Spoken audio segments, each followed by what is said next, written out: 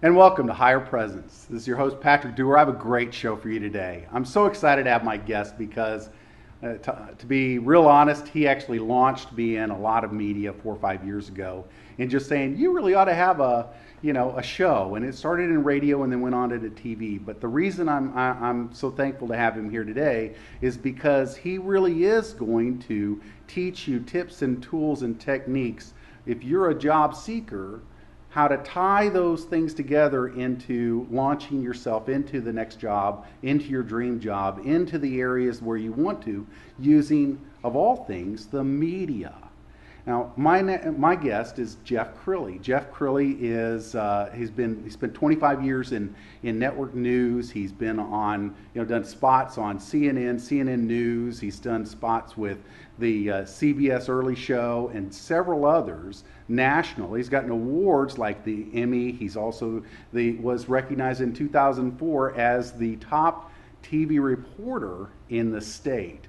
Jeff, thanks for being on the show. Thanks. It's an honor. Thank you very much. It's so funny because you're the one with all the TV experience, and so I'm sure this is kind of old home week for you. Well, you know what? It's actually unusual being on this side, being asked the questions, because I feel much more comfortable asking the questions. So if I could just kind of take over now. Oh, yeah, I believe that too. But one of the things that I'm really excited about is a few years ago, you even had the opportunity to leave the corporate world.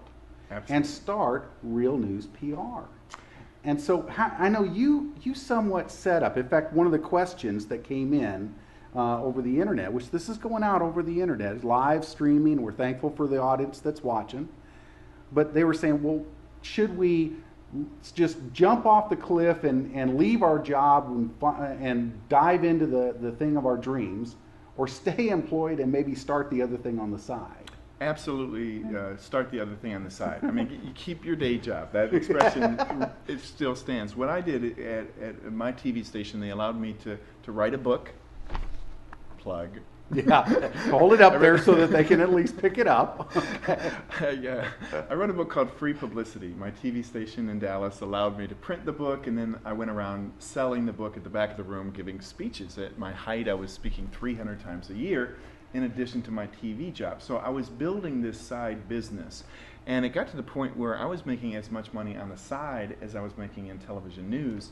And that's a wonderful place to be, because then I could actually choose which one do I enjoy more. And I had reached the 25-year mark of my career, and I said, this is a nice round number. It's leave on a high note. And so I started my business, and I never looked back.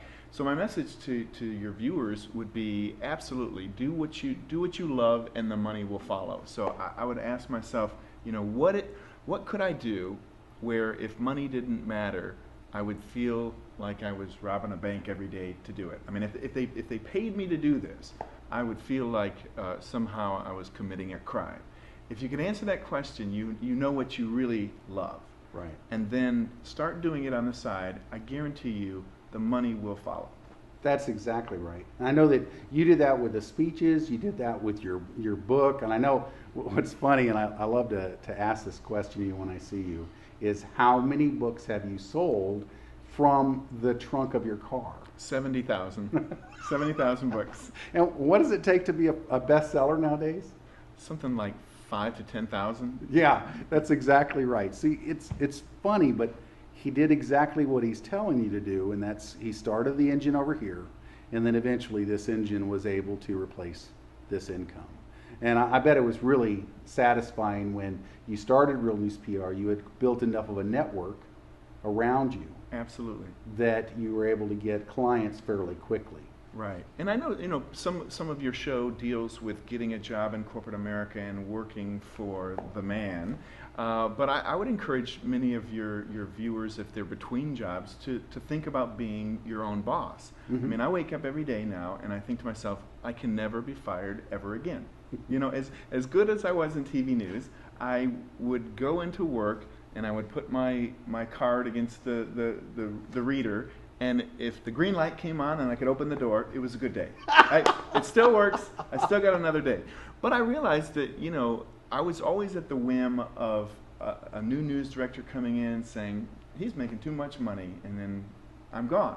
So I would encourage everybody to think about something on the side that is uniquely theirs. Even if you enjoy working in corporate America or the government work or what have you, always have something on the side that is uniquely yours, so that if they took away your main income, you've always got something to fall back on.